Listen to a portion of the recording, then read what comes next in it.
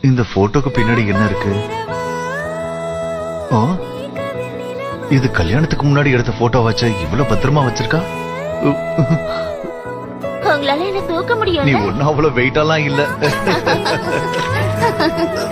பாத்தியா என்னோட பலத்தை?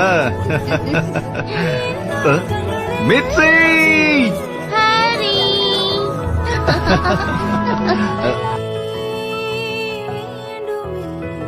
எந்த நிலையிலும் எனக்கென நீ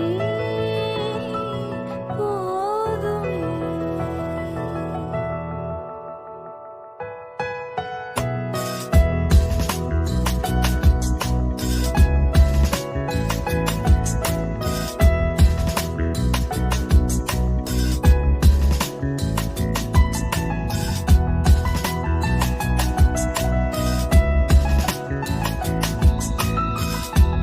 ஐ எம் சாரி.